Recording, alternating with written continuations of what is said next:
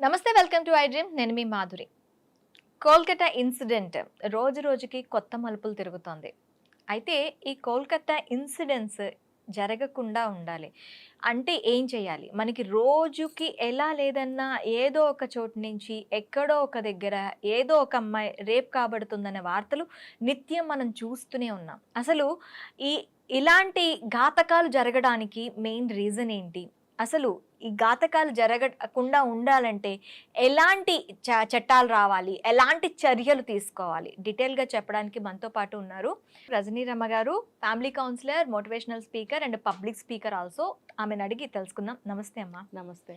Kolkata incident, Nirbhaya incident ఇలాంటివన్నీ మనం తరచు మన పక్క గల్లీలో కూడా జరిగే ఛాన్సెస్ మనకి కనిపిస్తున్నాయి. స్త్రీకి నన్ను అడిగితే ఇంట్లో కూడా రక్షణ లేని సిచ్యువేషన్స్ ఇప్పుడు మనం చూస్తూ ఉన్నాం. చట్టాలు ఎంత కఠినతరంగా ఉన్నా అందులో మార్పులు, సత్వర న్యాయం కావాలి అంటే ఈ చట్టాల్లో ఇంకా ఎలాంటి మార్పులు రావాలి అంటారు?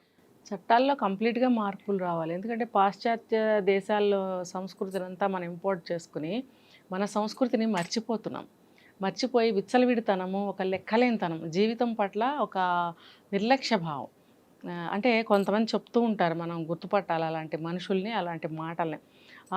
ఏంటి మనము ఆనందించకుండా ఎందుకు మన లైఫ్, దీన్ని ఎంజాయ్ చేయకుండా మన లైఫ్ ఎందుకు, ఇది అనుభవించితే చాలు మన లైఫ్ ఇంకా అవసరం లేదు, ఎలా పోయినా పర్వాలేదు, ఇది లేని జీవితం ఎందుకు అంటే ఎంజాయ్మెంట్ కి ఎక్కువ వాల్యూ ఇస్తున్నారు, విలువలకి ఏమైపోయినా పర్వాలేదు, మనం అనుకున్నది అది చెయ్యాలి, అనుకున్నది పొందాలి, తర్వాత ఏమైపోయినా పర్వాలేదు. ఎందుకంటే వాళ్ళకి ఎటువంటి సెంటిమెంట్స్ కానీ, ఫ్యామిలీ బాండ్ కానీ, ఫ్యామిలీ పట్ల ఒక వాల్యూస్ కానీ, సమాజం పట్ల ఒక భయం కానీ, ఒక అవేర్నెస్ కానీ, అట్లీస్ట్ తన వాట్ నెక్స్ట్ తన లైఫ్ అనే ఒక ఏమంటారు, ఒక ఇష్టత, తన లైఫ్ తను అంటారు కదా సెల్ఫ్ లవ్ చేసుకోవాలని, అది కూడా ఉండదు వాళ్ళకి.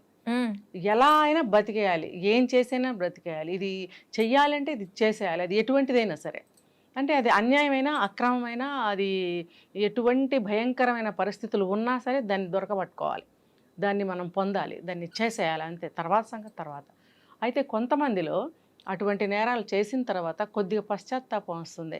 నేను అది కొంచెం ఆలోచించుకుంటే బాగుండేది, ఆవేశంలో చేసేసానని. నువ్వు తెలిసి చేసినా, ఆవేశంలో చేసినా, నువ్వు పశ్చాత్తాపడినా పడకపోయినా నీకు శిక్ష అనేది మస్ట్.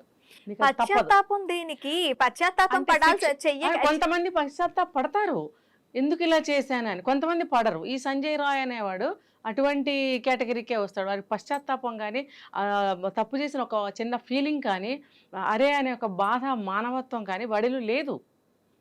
ఇవేమన్నా ఉంటే ఏ మనిషి అయినా తప్పు చేస్తాడండి? అసలు నేరం దాకా వెళ్ళదు. అసలు తప్పు చేస్తాడా? తప్పే చేయడు వాడు. వాడికి నిర్లక్ష్య భావం.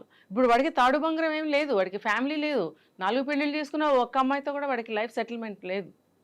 వాడు వాళ్ళతో కూడా చాలా క్రూయల్గా బిహేవ్ చేశాడని మనకి చెప్తున్నారు. అలాంటప్పుడు వాడికి దేని మీద భయం ఉంటుంది? ఏదన్నా ఒక దాని మీద భయం ఉంటే కదా వాడు తప్పు చేయకుండా ఉంటాడు. అటువంటి వాడు నేరమే చేశాడంటే ఇంకా వాడికి ఏమున్నట్టు? వాడికి అమ్మ, నాన్న, చెల్లి, అక్క అనేది కూడా వాళ్ళ ఫ్యామిలీ మెంబర్స్ మీద కూడా వాడికి ఏమి ఉండదు, కన్సర్న్ ఉండదు. బాధ, భయము కానీ, దిగులు, వాట్ నెక్స్ట్, తర్వాత లైఫ్ ఏమైపోతుంది అనే బాధ కూడా వాడికి ఉండదు అసలు. ఇలాంటి మనుషులు సమాజంలో తిరగకుండా మన చట్టాలు అనేవి చాలా కఠినంగా తీర్చిదిద్దాలని నా ఒపీనియన్. అసలు కొన్ని చట్టాలు మార్చాల్సిన పరిస్థితి కూడా ఉంది. మొన్న ఆ మధ్య చట్టాన్ని మార్చారు కానీ ఇంకా ఇంప్లిమెంటేషన్ చేస్తున్నారా లేదా అనేది తెలియదు. ఇటువంటి వాళ్ళకి ఇమీడియట్గా యాక్షన్ తీసుకుని, అంటే ఏ టెస్ట్లు అయితే చెయ్యాలో దానికి బోర్డు కూర్చోవాలి, ఇన్ని మెంబర్స్ కూర్చోవాలి, దీనికి ఈ టైము, ఫలానా దగ్గర నుంచి స్క్వాడ్ రావాలి, ఇవన్నీ అంటుంటారు. అలా కాదు, ఉన్న సోర్సెస్ తోటి, అంటే మన లోకల్ సోర్సెస్ తీసుకోరు ఎప్పుడు కూడా, అవుట్ సైడ్ నుంచి తీసుకుంటారు. కాబట్టి వాళ్ళు ఇమ్మీడియట్గా రప్పించాలి.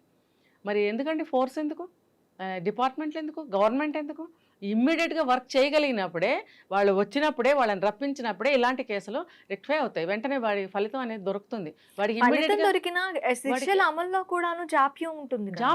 నేను అదే ఆ పాయింట్కే వస్తున్నాను. ఇవన్నీ కనుక విత్ ఇన్ ఒక టైం పెట్టుకోవాలి. 1 వీకా, 1 మంతా, 2 డేసా, 10 డేసా, ఏదో ఒక టైం పెట్టుకోవాలి వాళ్ళు. ఎందుకంటే వాళ్ళు కూడా ఎవరైతే లాయర్సు, డాక్టర్సు, కోర్టు, గవర్నమెంట్, ఏవైతే డిపార్ట్మెంట్స్ ఉన్నాయో వీళ్ళందరూ కూడా ఇటువంటి వ్యక్తిని ఇప్పుడు మనం ఎలా అయితే ఫీల్ అవుతున్నామో ఇటువంటి వ్యక్తి సమాజంలో తిరగకూడదు, ఇంకా 2 నిమిషాలు కూడా వీడిని నేను టాలరేట్ చేయను, అన్బేరబుల్ వీడు అని అనుకున్నప్పుడు ఇమ్మీడియట్గా వాడిని ఏదో పనిష్మెంట్ చేయాలని అనుకున్నప్పుడు ఇవన్నీ వాళ్ళు గ్యాదర్ చేసుకున్న సోర్సెస్ అన్నీ వాడిని టెస్ట్కి పంపించి ఏమేమి టెస్టులు A to Z వాడి మీద ఏమేమి చేయాలనుకున్నారు అవన్నీ చేసి ఆ రిపోర్ట్స్ ఇమ్మీడియట్గా తీసుకుని ఎక్కడ కూడా లేట్ చేయకూడదు. ఇమ్మీడియట్గా కోర్టు డెసిషన్ తీసుకోలేదండి. చట్టాలు ఉన్నాయి, ఆల్రెడీ చట్టాలు ఉన్నప్పుడు డెసిషన్ తీసుకోవడం ఎంతసేపు చెప్పండి. ఇమ్మీడియట్గా తీసుకోగలగాలి. ఎందుకు తీసుకోవట్లేదు అంటే ఒకవేళ ఒక మంచి వ్యక్తి, ఒక తప్పు చేయని వ్యక్తికి శిక్ష పడుతుందేమో, దీన్ని కూలంకషంగా అతి జాగ్రత్తగా A to Z దీన్ని పరిశీలించిన తర్వాతే మనం శిక్ష వేయటం అనేది ఇప్పుడు మన మీరు ధర్మం ఇలా అన్నారు, ఓకే, ఒక మర్డర్ విషయంలో మనం అలా అనుకోవచ్చు. ఇక్కడ 2 సినారియాస్ ఉన్నాయి మనకి, rape and murder. Yes. Rape చేసిన వ్యక్తి సీఎంఎన్ అనేది ఎవరైతే అమ్మాయి ఉందో ఆ అమ్మాయి దాంట్లో దొరికింది అని చెప్పి అంటున్నారు. ఇంకా జాప్యం దేనికి? సీఎంఎన్ ఊరికే ఒక సిరంజ్ లో పోసుకొని ఎందుకంటే పోయారు కదా. ఇప్పుడు రిపోర్ట్స్ వచ్చాయని కోర్టుకి సబ్మిట్ చేశారు, ఇంకా మనకి పబ్లిక్ రివీల్ చేయరు, చేసినా ఎప్పటికో బయటపడతాయి. అంటే ఆల్రెడీ కోర్టుకి తెలుసు. ఇప్పుడు సెమెన్ అనేది ఒక్కడదా నలుగురుదా, కానీ ఒక్కడే రేప్ చేశాడనేది ఖచ్చితంగా చాలామంది నమ్ముతున్నారు. ఎందుకంటే చూడండి, వాళ్ళెంత జూనియర్ డాక్టర్స్ అయినా సరే ఇంత గలీజు పనికి వాళ్ళు పడ్డారు అంటే కేవలం కసి, కోపము, కసి. అక్కడ మనకి ఆ అమ్మాయి మీద ఒక ఎలాంటి ఇది అంటే కోపంతో చేసిన ఇదే కనిపిస్తుంది. అంతలా హింసించి మా ఫ్యూచర్ ని పాడు చేయడానికి నువ్వు పూనుకున్నావు, నీకు చూడు నీకు ఎటువంటి పనిష్మెంట్ వేస్తాము అన్న కసితోటి చేసి ఉండాలి ఒకవేళ. కానీ చెయ్యలేదని కొన్ని వర్గాలు, చేశారని కొన్ని వర్గాలు చెప్తున్నాయి. లేకపోతే అంత క్వాంటిటీ ఆఫ్ సెమెన్ ఎందుకు అక్కడ డిపాజిట్ అయింది అని అంటే, వీడు ఈ సంజయ్ రాయ్ వాడి వెధవ అంత మంచి పేరు తలచడం కూడా నాకు ఇష్టం లేదు అసలు వాడిని. ఆ వెధవ ఆ టెస్ట్లో లైవ్ టెస్ట్ ఏదో చేశారు కదా, అందులో ఏం చెప్పాడు, బిఫోర్ ఏం చెప్పాడు, ఎప్పుడైతే అరెస్ట్ చేశారో అప్పుడు ఏమని చెప్పాడు, ఓహో అరెస్ట్ చేస్తారా, చేయండి, చంపేస్తారా, ఉరి తీస్తారా, తీసేయండి అని అన్నాడు. అంటే వాడు సిద్ధపడిపోయాడు. అంటే ఆ తప్పు అదే స్టేట్మెంటు, అటువంటి వాయిస్తోనే దాదాపు అటువంటి రిప్లై స్టేట్మెంటే ఈ టెస్ట్లో కూడా చెప్పాడు వాడు. ఏమనంటే ఎస్ నేనే చేశాను, నేనే రిపీటెడ్గా చేశానని చెప్పాడని కొన్ని వర్గాలు చెప్తున్నాయి మనకి. అది ఏంటనేది డైరెక్ట్ రిపోర్ట్స్ మనకి తెలిసినప్పుడు రిపీటెడ్ గా చేసిన హ్యూమన్ సిఎంఎన్ లో మనకి ప్రతి అంటే ఒక రోజులో 15 ml మాత్రమే అవును ఉంటుంది. అక్కడ దొరికింది 150 ml సంథింగ్ సంథింగ్ ఏదో అంటున్నారు. వాడిచ్చిన సమాధాన స్టేట్మెంట్ ఆధారంగా నేను ఇంతకుముందు కూడా ఒక ఎపిసోడ్లో చెప్పుకున్నాను, ఈ డాక్టర్స్ కదండి వీళ్ళు, వాళ్ళకి మెడిసిన్ అన్ని టాక్టిక్స్ తెలుసుంటాయి వాళ్ళకి. ఈ అమ్మాయిని రివెంజ్ తీర్చుకోవాలన్న పద్ధతిలో ఇంజెక్ట్ చేశారేమో ఆ ప్లేస్లో ఏదైనా తీసుకొచ్చి అటువంటిది. ఓకే, నాకు అనిపిస్తుంది ఇది ఎక్కడా వినలేదు, నాకు మనసుకే అనిపించింది. అందుకనే వీడు నేనే ఎందుకు చెప్తున్నాడు, మీరన్న దాని ప్రకారం అంత ఒక మనిషి అంత ప్రొడ్యూస్ చేయలేడు, కానీ నేనే అంటున్నప్పుడు డాక్టర్స్ కాదని అన్నప్పుడు, అలాంటప్పుడు ఇది మీడియంగా మధ్యలో వేరే రకంగా ఏదైనా అక్కడ దాన్ని ఇంజెక్ట్ చేసి ఉంటారని నా అభిప్రాయం. లేకపోతే అంత అసలు టూ మచ్గా ఏంటండి, అంతా కొంచెం అటు ఇటుగా కాదు, 150 ml అంట. అది ఎలా సాధ్యం చెప్పండి? డాక్టర్స్ చేయలేదు, నేనే చేశాను అంటున్నాడు. నేనే చేశాను అన్నప్పుడు మీరు అన్నట్టు ఒక మనిషికి 15 ml కంటే ఎక్కువ ప్రొడ్యూస్ అవ్వదని అన్నప్పుడు 150 ml ఎక్కడి నుంచి వచ్చింది అంటే ఇది క్రియేట్ చేసి ఒక అబద్ధంలాగా మనకు అనిపిస్తుంది కదా. ఇన్ బిట్వీన్ డాక్టర్స్ ఏదన్నా ఇంజెక్ట్ చేసి ఉండొచ్చేమో ఆ ప్లేస్లో. 150 mg అండ్ తర్వాత చేస్తారు ఇంకా కాదు, ఆ తర్వాత అది ఏదో యూట్రస్ వెయిట్ సంథింగ్ ఏదో అని చెప్పి మళ్ళీ రిపోర్ట్లు మారాయి అని చెప్పి చెప్తున్నారు. అసలు ఆ 150 mg ఎందుకు బయటకు వచ్చింది అన్నది తెలియదు, దాని రిపోర్ట్ ఎందుకు మళ్ళీ మారింది అనేది కూడా 2 రకాలుగా చెప్పారు. ఒకటేమో ఇన్సైడ్ అని చెప్పారు ఒక స్టేట్మెంట్ లో, ఇంకొక దాంట్లో ఏం చెప్పారంటే ఆ వెజైనా ప్లేస్ ఏదైతే అవుట్ సైడ్ ప్లేస్ ఎక్కడైతే ఆ ఏరియాలో ఉందని చెప్తున్నారు. కొంతమంది ఏం చెప్తున్నారంటే అది కాదు, ఏదో అక్కడ ఆ అమ్మాయి డిన్నర్ ఏదో తెచ్చుకుంది, ఏదో సమ్ సాస్కి సంబంధించిన వైట్ సాస్ ఏదో సమ్ అక్కడ చేశారు, అక్కడ వేశారు అనుమానం కోసం, ఎవరో వచ్చేదో చేశారు అని అనుకోవాలని చెప్పి అక్కడ స్ప్రే చేశారు అని ఇలాంటి వాదనలు చాలా వినపడ్డాయి.